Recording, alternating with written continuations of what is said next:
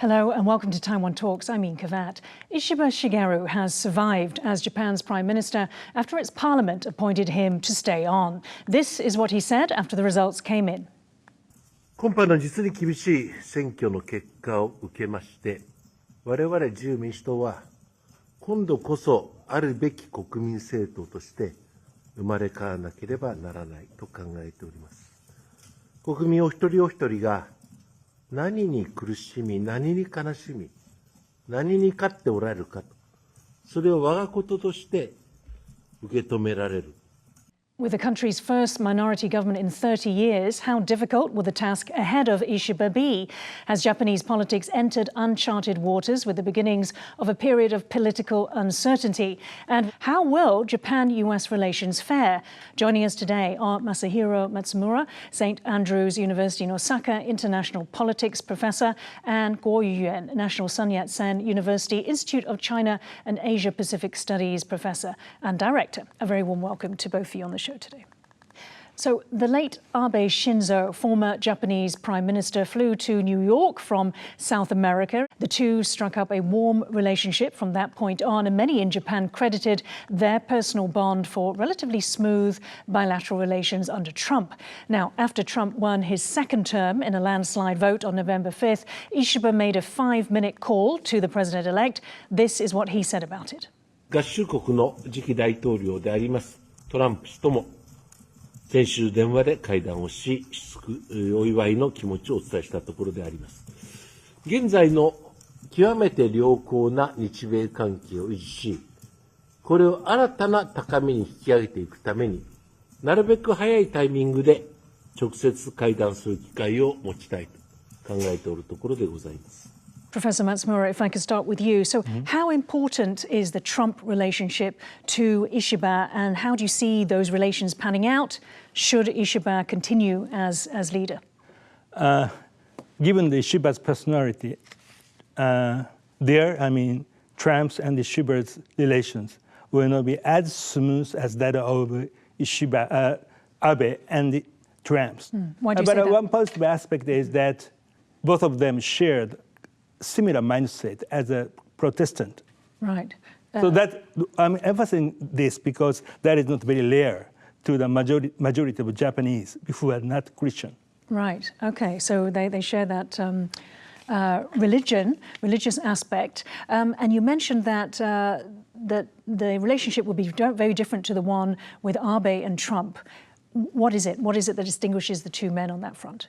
Abe had a very open and very approachable character. And that is well known among not only the political leaders, but also in the general public. And Ishiba is not very much accessible in terms of personality. Right, okay. So that's the reason why he tried to be a prime minister of Japan, but continuously failed for last 2 decades or so. Professor Kuo, Ishiba has said that in terms of Trump, that is, he doesn't think that diplomatic relations should be a world of give and take deals. Do you think that there would be a clash in this respect? Obviously, we know that Trump is seen as being very transactional. First of all, Prime Minister Ishiba does not have the kind of political capacity to late Prime Minister Abe. There is no comparison at all between those two leaders. And number two, Trump already mentioned during the campaign, there are 4 major issues that he would like to negotiate with Japan. Number 1 is, of course, how to end this Ukrainian war. And number 2 is to increase Japanese budget on U.S. forces in Japan. What Trump has in mind is to quadruple the current budget of 200 billion Japanese yen per year to close to 1 trillion Japanese yen per year. Right. And number 3 is, of course, to renegotiate a trade deal with Japan. And number 4 is Trump's concern about steel and automobile industries between the two countries. Right. Yeah. And given all of that, Professor, all of that extra expenditure that Trump is, hoping to get from Japan, the environment that Japan is in at the moment, can you tell me how significant the troubles are that Ishiba faces that possibly weaken his premiership? I think it's quite feasible for Japan to spend as much as Trump's Japan to spend. So it's not impossible to satisfy this demand if you think of the situation out of the box, but it is infeasible if you think of inside the box. That means, generally speaking, as a rule of thumb, a major power spend more or less 5% of the GDP for the broadly defined national security. Of course, Japan has paid far more than 5% of the GNP for national security, not specifically for national defense.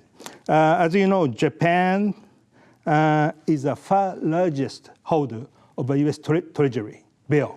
It remains to be seen if portfolio investment is recoverable. So that's a Japanese way how to take a risk in supporting U.S. Hegemony. So should Washington agree to liquidation of this Japanese holding of Treasury bill, of course, spending 5% of defense spending is just a piece of cake. I understood that going from 1% to 2% of GDP was already a massive undertaking. It's also attracted criticism from China. That's probably understandable, and it's accused Tokyo of returning to its past military adventurism.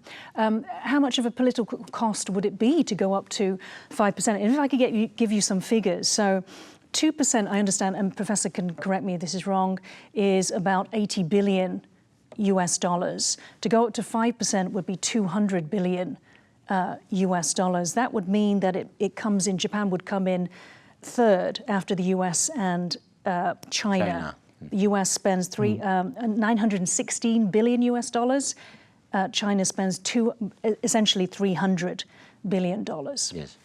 Let's go back to Ishiba's leadership.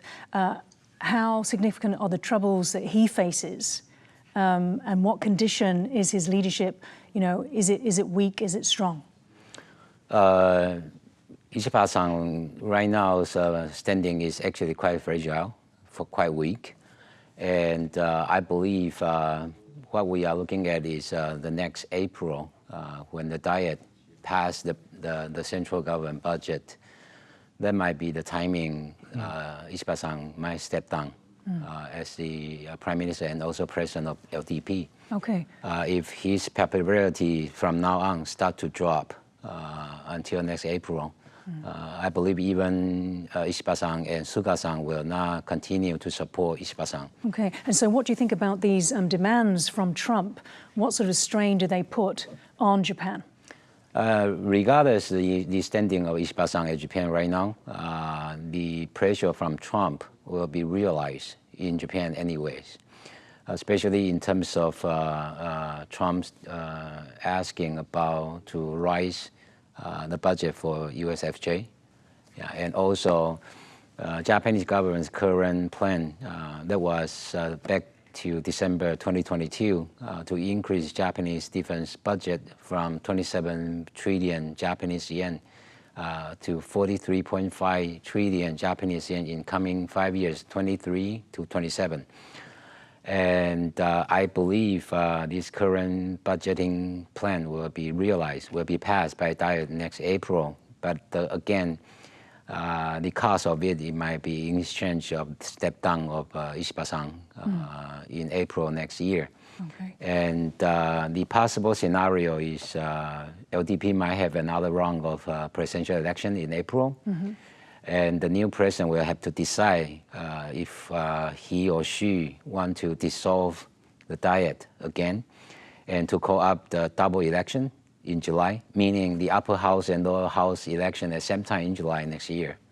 Okay, and Professor, let's talk about the tariffs that Trump he's promised, and he could follow through on a 20% blanket tax on global imports into the US. Bloomberg expects that this could, by 2028, cut Japanese exports to the US by 51%. And also we know that the yen has been one of the weaker performers amongst the G10 major currencies. And it's depreciated over 7% against the dollar. Now, Japan is a net importer. So what sort of impact would the Trump presidency, if he follows through on his tariffs, what sort of impact would that have on Japan's economy? This demand will pose a very difficult problem to Japan, particularly because Japanese side need more time to make a necessary adjustment.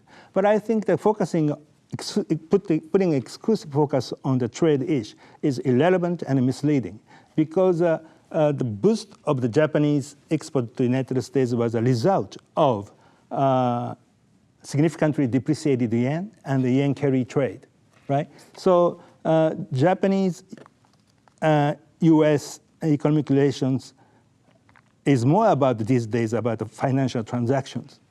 The move toward a trade tariff will hurt the United States more than Japan, particularly because U.S. middle class consumers rely on the high quality or indispensable Japanese goods and services. Trump have to come to realize this factor of economic reality. So he has mistaken to put exclusive focus on the trade aspect of the bilateral economic relations. Okay. Now, the Liberal Democratic Party, LDP, and coalition partner Komeito have lost their majority in the lower house of parliament in their worst results since 2009. Critics point to a period of political instability ahead of the House of Councillors elections next July and possibly beyond.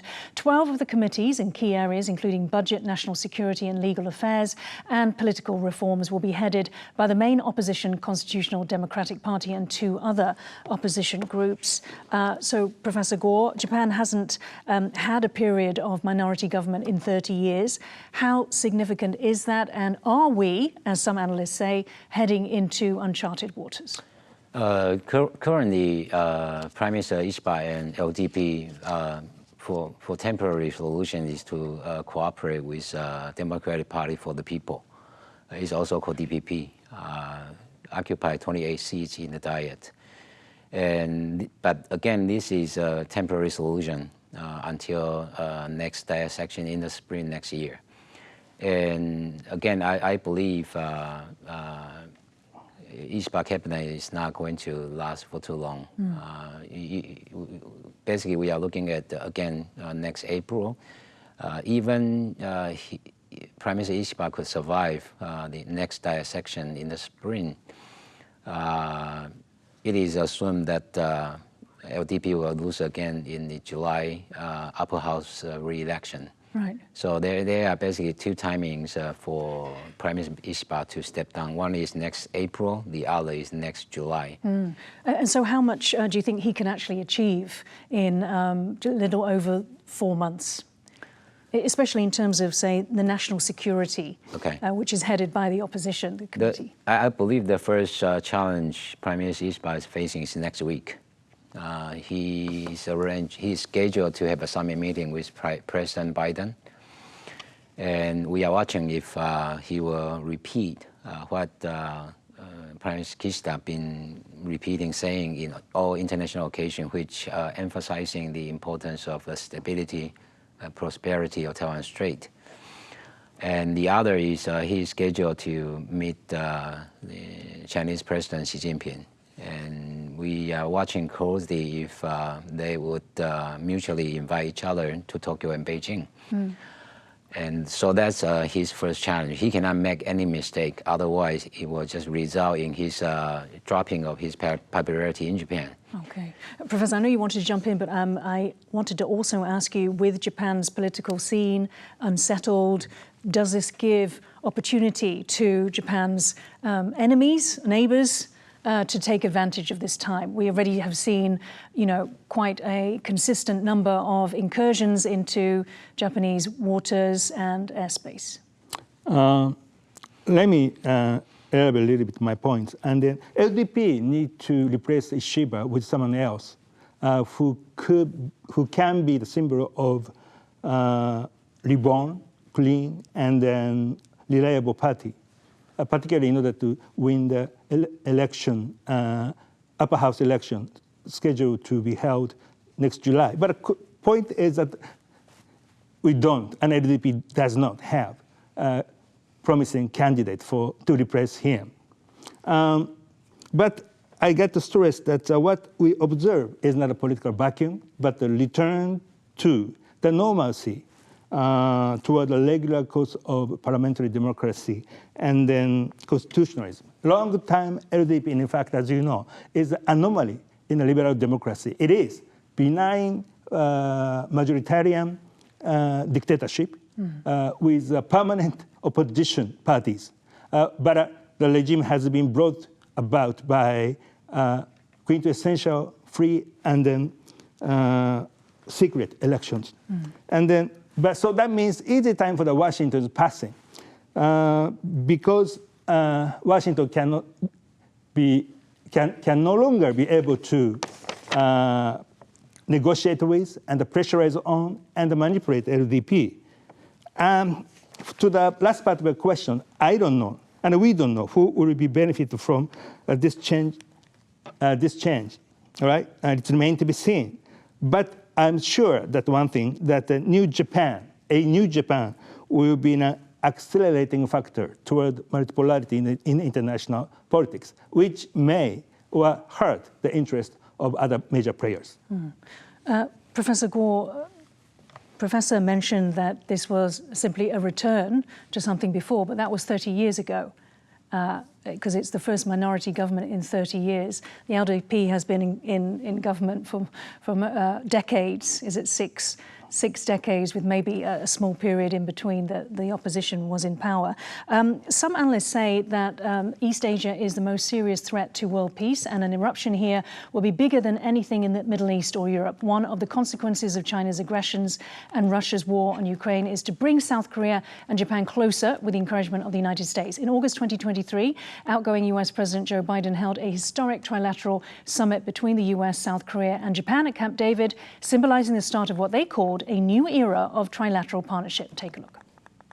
The Republic of Korea and Japan are capable and indispensable allies. Today, we've made history with the first ever standalone summit between the leaders of our three countries, as well as our commitment to meet together on the leader level annually. We're elevating our trilateral defense collaboration to deliver an Indo-Pacific region that includes launching annual multi-domain military exercises, bringing our trilateral defense cooperation to unprecedented levels. We're doubling down on information sharing, including on the DPRK's missile launches and cyber activities, strengthening our ballistic missile defense cooperation. And critically, we've all committed to swiftly consult with each other in response to threats to any one of our countries from whatever source it occurs. Professor Kuo, will keeping Japan and South Korea together to deter China, will this be one of Trump's most important foreign policy goals? I believe Trump will not abandon this trilateral security platform, meaning US, Japan, and South Korea, but he will simply just ask Japan and South Korea to pay more and do more, to shoulder more responsibility. But the meaning, the purpose of this triangular arrangement is to deter North Korea and China. But I believe Trump believes he has better approach to solve the problem of North Korea. Trump's international strategy priority is quite clear. Number one, he will try to end Ukrainian war as soon as possible, to harmonize relations with Putin. And number two, he will use Putin to pressure China and also pressure NATO partners to increase their defense budget. And number three, he believes if you could fix the relation with Russia, then North Korea is no longer a big problem. So his approach is quite opposite in terms of strategy. Biden tends to cooperate with partners and friends. But Trump favors to work directly with enemies or opponents. Professor, how do you see the Japan-U.S. South Korea relationship evolving under Trump, under the new leaders? Well, South Korea is unstable and unreliable partner, although we could hope otherwise. But let me come back again to your question. And then the greatest, maybe this is something contrary to your expectations, but the greatest threat to the world peace is growing domestic political instability of the United States. 20th century was American century. And in the first quarter of the 21st century, we still live in the extended 20th century. So I would argue that factors other than regional, seemingly important regional factors are the phenomenon. So we really got to. So how do you explain the link between instability in the U.S. and then global conflict? If you can fill in the gaps for us. This is exactly what Professor Kuo has mentioned. It has more less commitment to the international affairs and try to backpass to the burden to other allies and security partners. And so I would say that certainly deterring Beijing is Washington's primary task in a foreign security policy, but that is too superficial. And it is most critically important to render the U.S. to make a transition toward a multipolar player, right? So U.S. have to give up being a would-be superpower and then find itself more as a first among the equal great power. So that kind of adjustment. But you're not disagreeing with the fact that this region, East Asia, would have the greatest impact in terms of if it were to break out into a conflict. That's not what you're disagreeing with. You're disagreeing with what causes that. Well, that's a phenomenon. It's true. As a phenomenon, that's true. But a root cause is different. That Right. is, should be ascribable to the domestic political instability of the United States and that's losing the root cause, root as well cause. as obviously ambitions by the leaders of North Korea and China put into the mix. Well, thinking about North Korea and a new Moscow-Pyongyang alliance is actually the factor of regional stability, particularly because Pyongyang, North Korea was put on the Moscow's orbit, buttressed by Russia's extended nuclear deterrence. So North Korea is ceasing to be wild card unless regime change has been attempted against Pyongyang. So you really got to have a different perspective, not always from the view of Washington. Chinese President Xi Jinping and Japanese Prime Minister Ishiba Shigeru met on the sidelines of the APEC summit in Peru. Since winning LDP leadership, Ishiba has repeatedly emphasized his intent to improve relations with China. Meanwhile, Beijing has said it wants a fresh start with Tokyo. Professor Kuo, to what extent can a fresh start be possible? What needs to happen? Obviously, the lift on the seafood ban, conditional lift, has occurred. What else needs to happen? There is no any necessary reason for Japan or China to improve relation to each other. There's no reason at all and no foundation at all. But with sorry, you're saying it's not in their interests, or that the factors aren't there to help? No possibility for those two countries to really improve their relations to each other. Okay. But with Trump returns, I believe China and Japan, they have to superficially, at the least, in terms of atmosphere, to fix relation to each other. Right. So you will look fine, but in terms of the content of substantial relations, they are not gonna improve anything. Okay. Yeah. Professor, are you as pessimistic? I concur almost with him, more or less. Beijing's fresh start is a bogus rhetoric for smile diplomacy. And in the dynamics of U.S., China, Japan triangle, China always smiles to Japan when it faces a tough United States, right? And so thus we can understand that Tokyo just wants to secure the factor of stability in the bilateral relations.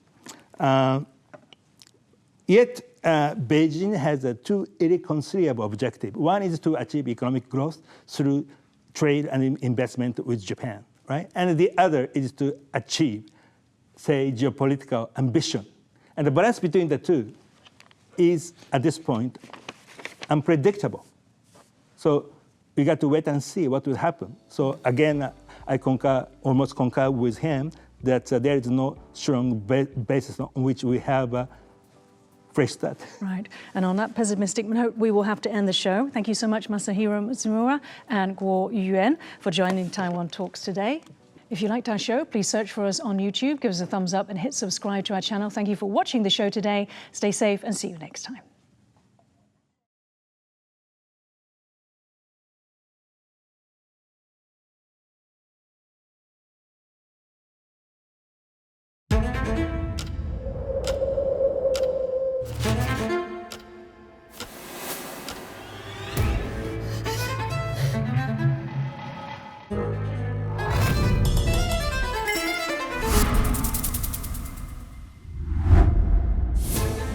过人生的话，你发现说，我们大部分都是爱美的。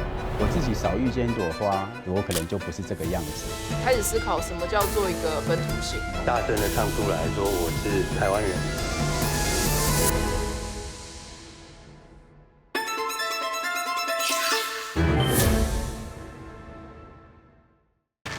In the face of adversity, the power of truth.